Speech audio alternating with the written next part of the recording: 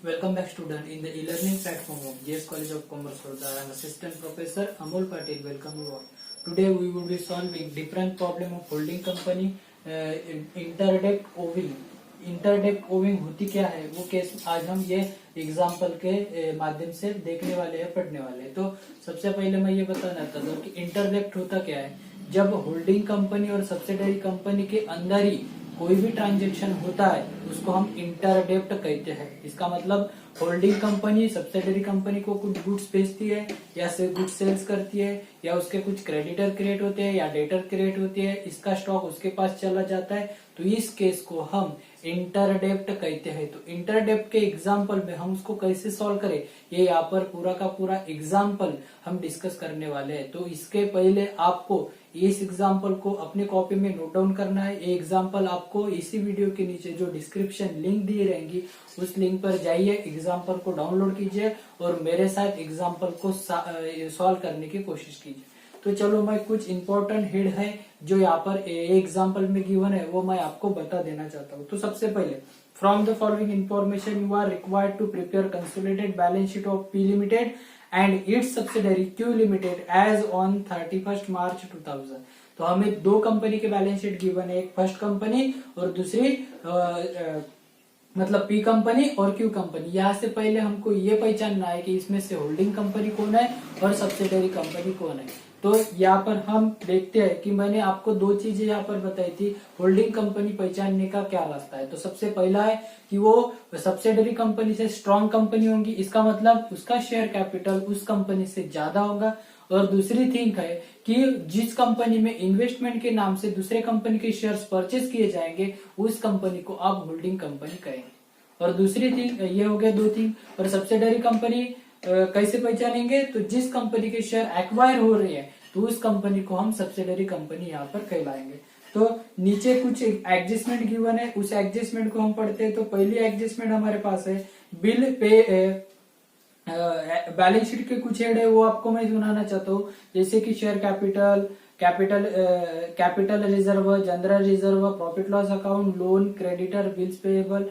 Then यहाँ पर goodwill, plant, building, investment given है पी कंपनी के इस केस में, इसका मतलब पी कंपनी हमारी क्या हो गई होल्डिंग कंपनी। और दूसरी हिंग भी है कि यहाँ पर क्यू कंपनी से ज्यादा किस कंपनी के शेयर्स है मतलब पी कंपनी के, तो पी कंपनी यहाँ पर हमारे लिए क्या बन जाएंगी होल्डिंग कंपनी। तो loan and advance, stock, debtors, bills payable and bank.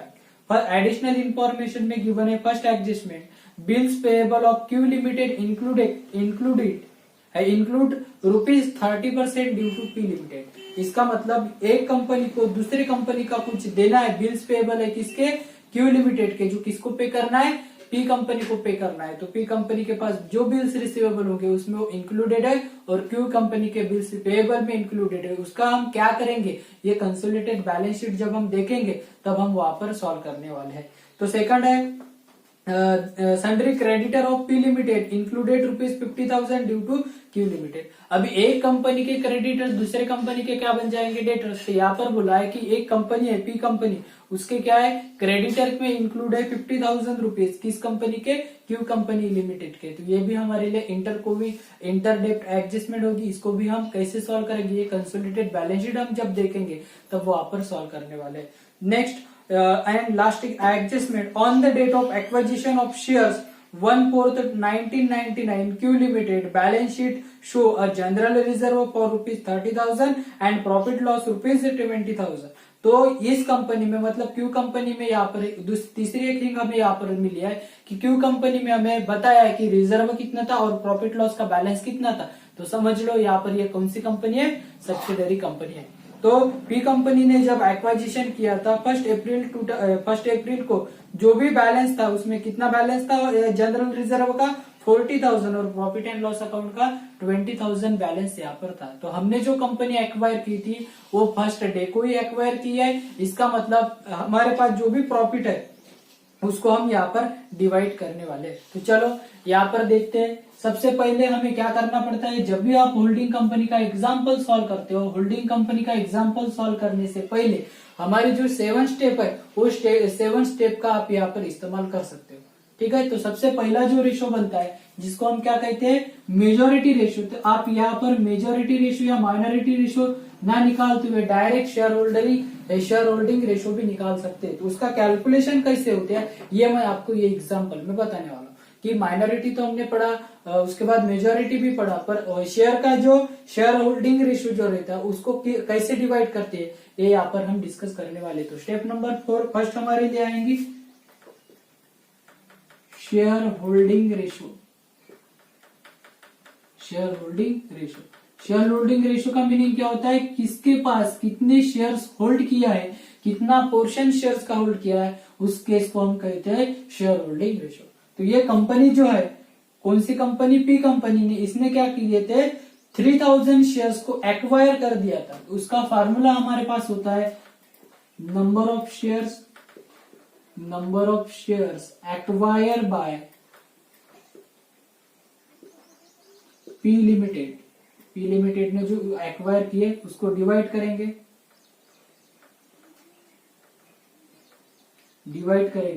Total number of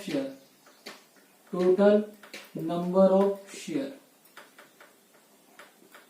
ऐसे भी निकाल सकते हो। या दूसरी केस है कि हमने जितने एक्वायर किए और उस बचे कंपनी का कितना है, ये ऐसे भी आप निकाल सकते हो। तो यहाँ पे टोटल कितने एक्वायर किए 3000, उस कंपनी के टोटल शेयर्स कितने थे 4000, मतलब हमारे पास कितना एक्वायर पोर्शन है 1/4। तो उस कंपनी में कितना बचेगा, 3/4 हमारा हो गया एक्वायर रेशो, तो उसके कितना रहेगा 1/4। तो 1/4 वो कंपनी के पास रहेंगे, ठीक है। 3 पार्ट हमारे पास है और 1 पार्ट बचा हुआ है जो किसके पास है, वो दूसरे कंपनी के पास, जिसको हम माइनॉरिटी इंटरेस्ट भी कहते हैं। ओके, सेकंड ये हो गया हमारा पहला वाला, पहला से दूसरा उसमें ही आ गया। अब स्टेप नंबर 2 हम निकालते हैं। स्टेप नंबर 2 निकालने से पहले हमको ये सोचना पड़ता है कि हमारे पास जो पीरियड गिवन है उसमें से प्री कितना है और पोस्ट कितना है। यहाँ पर हमने क्या कर दिया था, 1 अप्रैल को ही कंपनी को एक्वायर कर दिया था। इसका मतलब जो प्री वाला तो यहाँ पे कोई पीरियड रहेगा नहीं, ठीक है, पर कैपिटल प्रॉफिट यहाँ पर निकल के आ जाएगा। पोस्ट रहेगा टोटल 12th मंथ का, क्योंकि हमने जो डेट ऑफ एक्वाइजिशन की थी वो इन द फर्स्ट डे ही की थी। इसका मतलब पूरा 12th मंथ का हमारा पोस्ट एक्वाइजिशन पीरियड रहेगा। तो यहाँ पे हम निकालते हैं स्टेप नंबर 2 में कैपिटल प्रॉफिट। स्टेप नंबर 2 में निकालते हैं कैपिटल प्रॉफिट। इस कंपनी के पास कितना कैपिटल प्रॉफिट है, तो इसका हमें निकालना पड़ेगा कितना कैपिटल प्रॉफिट है। तो एडजस्टमेंट नंबर 3 में दिया है कि बैलेंस शीट में शो हो रहा है क्यू कंपनी के 1 अप्रैल 1999। इसका मतलब जब हमें एक्वायर किए थे उसके पहले ही बैलेंस शीट में जनरल रिजर्व के नाम से 40,000 शो हो रहे थे और पीएनएल अकाउंट के नाम से 20,000 शो हो रहे थे। तो हमारा कैपिटल प्रॉफिट बन जाएगा general reserve 40,000 and profit loss account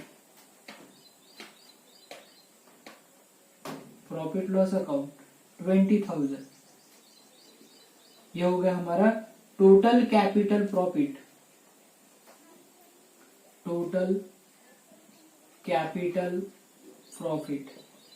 कितना मिला total capital profit 60,000।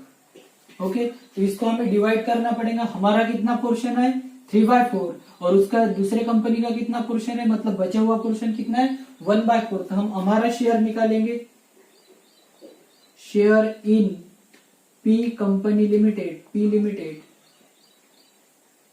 Share in P limited. तो हमारा शेयर कितना है, तो यहां से हम निकालेंगे 60,000 के 3/4 शेयर्स ऑफ पी लिमिटेड। कितना रहेगा टोटल, कितने 60,000 शेयर्स, इसका कितना 3/4 मतलब कितना बचेगा 45,000। कितना आएगा 45,000। बाकी का जो बचा है वो किसका रहेगा, shares of Q limited.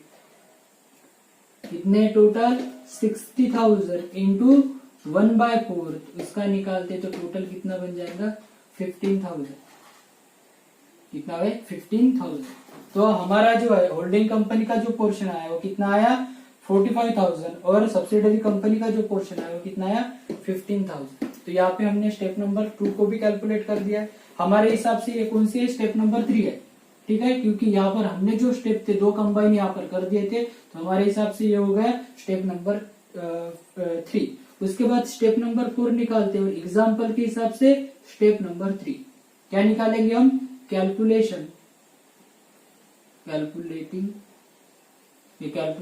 Of revenue profit, calculating of revenue profit. तो रेवेन्यू प्रॉफिट हम यहाँ पे निकालते हैं।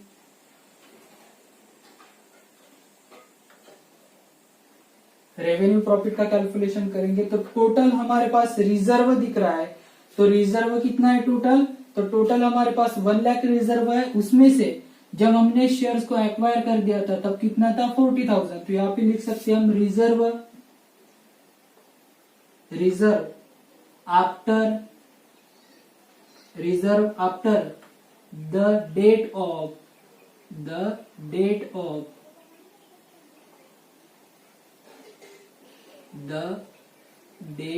Of acquisition. टोटल कितना था, 1 लाख। लेस उसके पहले जो एक्वायर किया था उसके पहले का कितना था, 40,000। इसका मतलब हमारे पास कितना बचा, 60,000। ये हो गया reserve after the date of acquisition. जब हमने डेट का एक्वाइजिशन किया था तो इस करंट ईयर में हमने 60,000 को रिजर्व को ट्रांसफर कर दिया था। उसके बाद ऐड होंगे प्रॉफिट एंड लॉस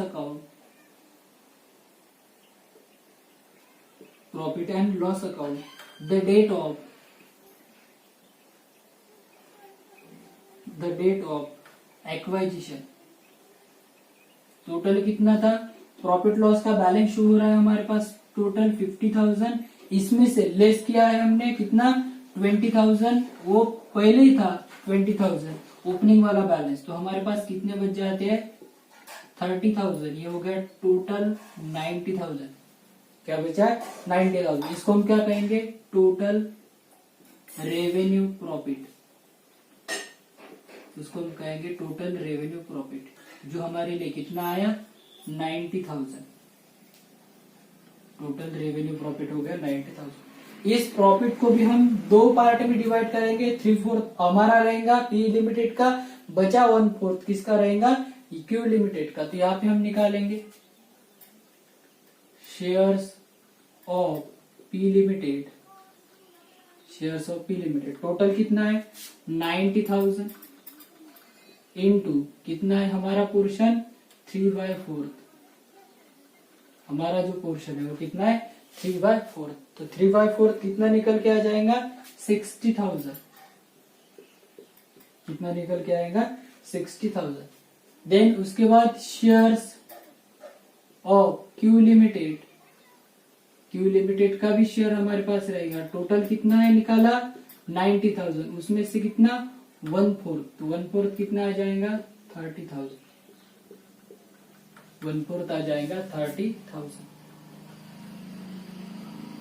सॉरी यहाँ पे आ जाएगा 67,500 और यहाँ पे आ जाएगा 22,500। 90,000 के 1/4 आएगा 22,500 और 9,000 के 3/4 आएगा 67,500। ये हो गया हमारा सेकंड, मतलब एग्जाम्पल के इससे थर्ड और हमारे इससे फोर्थ। नेक्स्ट हम निकालते हैं स्टेप नंबर एग्जाम्पल के हिसाब से फोर्थ, जिसको हम कहेंगे कॉस्ट ऑफ कंट्रोल। क्या कहते हैं, कॉस्ट ऑफ कंट्रोल। इसमें क्या निकालते हैं, एक तो गुडविल मिलेगी, नहीं तो कैपिटल रिजर्व। 2 चीजें यहाँ पे हम फाइंड आउट करते हैं, एक तो गुडविल या कैपिटल रिजर्व। गुडविल का फाइंड आउट होती है जब हमारे पास इसका आंसर, कॉस्ट ऑफ कंट्रोल का आंसर अगर प्लस में आता तो हमारे क्या फाइंड आउट हो जाएंगे, गुडविल, और उसका माइनस में आता तो क्या निकलेगा, कैपिटल रिजर्व।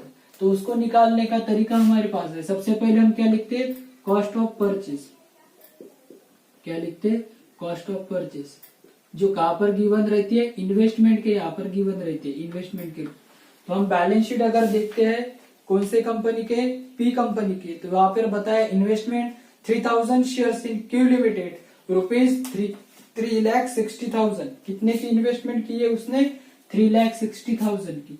तो यहाँ पे कॉस्ट ऑफ परचेस आएगा 3,30,000। कितने शेयर्स परचेस किए? 3,000 शेयर। कितने शेयर्स परचेस किए? 3,000 शेयर्स। तो उसकी कॉस्ट कितनी रहेगी? लेस हो जाएंगी फेस वैल्यू ऑफ शेयर। उस शेयर्स की फेस वैल्यू कितनी रहेंगी? वो क्या हो जाएंगी? माइनस। तो टोटल है 3,000 शेयर्स इंटू 10। एक शेयर्स कितने का है? ₹10 का हो जाएगा। तो टोटल कितने निकलेंगे? 3 लाख। यहाँ पर कितने आ जाएंगे? 3 लाख। तो बचे कितने? 60,000। बचे कितने? 60,000। उसमें से हम क्या करते हैं? लेस करते हैं। किसको? कैपिटल प्रॉफिट को लेस करते हैं। कैपिटल प्रॉफिट को। इतना हमारा प्रॉफिट हुआ था। कितना प्रॉफिट हुआ? तो यहाँ पर गिवन है 67,500। कितना गिवन है? 67,500। नहीं सॉरी, ये तो हमारा रेवेन्यू क्या होगा? यहाँ पर है कितना है? ये कैपिटल का प्रॉफिट यहाँ पे आएगा 45,000। कितना गिवन है? कितना निकाला हमने? 45,000। तो हमारे पास जो आंसर आ रहा है वो प्लस में आ रहा है। प्लस में आ रहा है तो वो हमारी क्या बन जाएंगी? गुडविल। प्लस में अगर आंसर आता तो क्या बन जाती है? गुडविल। तो गुडविल हमने फाइंड आउट कर दी। कितनी है? 15,000, 15,000। ठीक है। कैसे निकाला हमने? सबसे पहले कॉस्ट ऑफ परचेस लिखा, जो आपको कहां पर गिवन है? आपके बैलेंस शीट के कौन से साइड? असेट साइड, इन्वेस्टमेंट के इसमें गिवन है। सेकंड हमने क्या किया? उसकी फेस वैल्यू जो थी, कितने शेयर परचेस किए? 3,000 शेयर्स। एक शेयर्स की वैल्यू कितनी थी? ईच। टोटल कितने हो गए? 3 लाख। 3,60,000 में से अगर 3 लाख लेस करते हो तो कितना बच जाएगा? 60,000। उसमें से आपको कैपिटल प्रॉफिट लेस करना है। ये जो हुआ है ये रेवेन्यू प्रॉफिट है, और ये जो मिला है हमारा कैपिटल प्रॉफिट है। तो कैपिटल प्रॉफिट का शेयर्स हमारा कितना था? 45,000। तो यहाँ से हमने कितने लेस कर दिए? 45,000 लेस कर दिए। तो हमारे पास कितना पोर्शन आया? 15,000 का पोर्शन आया। तो ये हमारा क्या बन जाएगा? ये बन जाएगा हमारा गुडविल। ठीक है। नेक्स्ट उसके बाद हम क्या करते हैं? स्टेप नंबर एग्जाम्पल के हिसाब से 5, हमारे हिसाब से 6। हमारे हिसाब से क्या बन जाती हो? 6। क्या निकालते हैं हम? Minority interest. क्या निकालते? Minority interest. माइनॉरिटी इंटरेस्ट का मीनिंग क्या होता है? जो भी शेयर्स हमने एक्वायर नहीं किए, जो भी शेयर्स यहाँ पे बचे थे, उस शेयर्स की वैल्यू कितनी है वो हम यहाँ पर कैलकुलेट करते हैं। तो उसमें सबसे पहले हम क्या लेते हैं? Face value of share. Face value of shares. अभी टोटल कितने शेयर्स थे? 4,000। उसमें से हमने कितने परचेस कर लिए थे? 3,000। तो इसके पास कितने बचे? 1,000 शेयर्स ऑफ ₹10 ईच। तो टोटल कितने बन जाएंगे? सॉरी, 100 ईच है या 10 ईच है? 100 ईच है। यहाँ पर भी 100 ईच है। ठीक है। तो 100 ईच। तो टोटल कितने बन जाएंगे? वो 1 लाख। टोटल कितने बन जाएंगे? 1 लाख। देन उसके बाद इसका जो माइनॉरिटी इंटरेस्ट है, इसका किस किस में पोर्शन है? कैपिटल प्रॉफिट में भी पोर्शन है और रेवेन्यू प्रॉफिट में भी पोर्शन है। तो ये दोनों भी चीजें उस केस में क्या हो जाएंगी? ऐड हो जाएंगे। तो ऐड करेंगे हम। Add shares of shares in capital profit. Shares in capital profit. Capital profit का जो शेयर है उसका कितना है? यहाँ पे हमने निकाला था 15,000। कितना शो हो रहा है? शेयर्स ऑफ क्यू लिमिटेड, मतलब क्यू लिमिटेड का प्रॉफिट का जो कैपिटल प्रॉफिट का जो शेयर था वो कितना है? 15,000। रेवेन्यू का शेयर कितना है? ये भी ऐड हो जाएगा। Add share in revenue profit.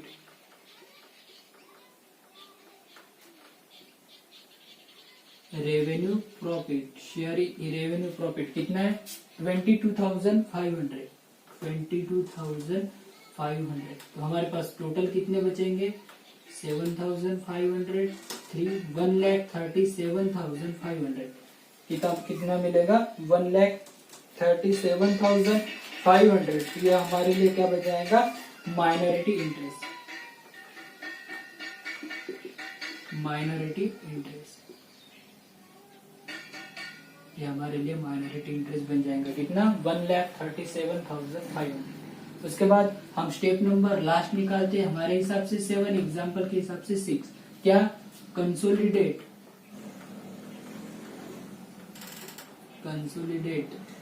Profit and loss account. Consolidate profit and loss account. Consolidate profit हम निकालते हैं तो कितना है कंसोलिडेट प्रॉफिट? तो सबसे पहले हम अपने कंपनी का प्रॉफिट निकालते हैं जो हमें गिवन है प्रॉफिट लॉस अकाउंट में कितना है 1,60,000। तो यहाँ पे हम हमारा पहले लिखेंगे profit and loss account, profit and loss account of कौन सी कंपनी का? पी लिमिटेड का। कितना है हमारे पास 2,60,000। कितना है 2,60,000। हमें इसका भी प्रॉफिट मिला है कितना है 67,500। इसको क्या कर देंगे हम ऐड कर देंगे shares in revenue, shares in revenue profit,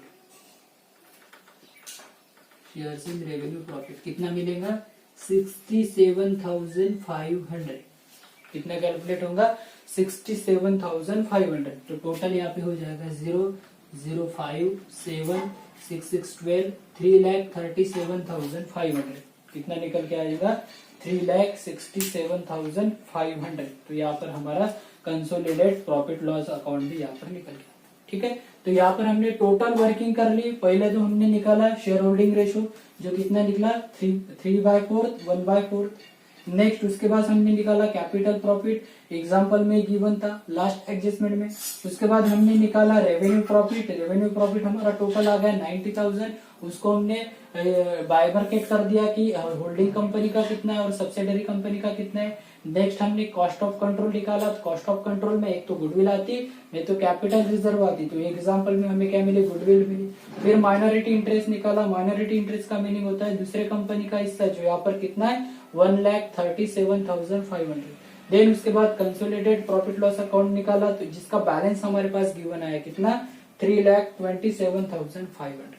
तो इसके बाद हमें बैलेंस शीट को भी प्रिपेयर करना पड़ता है। तो ये एग्जांपल जो बैलेंस इसी एग्जांपल की जो बैलेंस शीट है उसकी बैलेंस शीट हम अगले लेक्चर में देखेंगे। ये सबसे पहले आप अपने कॉपी में नोट कीजिए और उसके बाद मेरे साथ ही आप बैलेंस शीट को शो ऑफ कीजिए। बैलेंस शीट को लिख लीजिए कि उसको कैसे निकालते हैं। ठीक है, तो ये पहले लिख लीजिए अपनी कॉपी में ताकि आपको ज्यादा दिक्कत नहीं आएगी।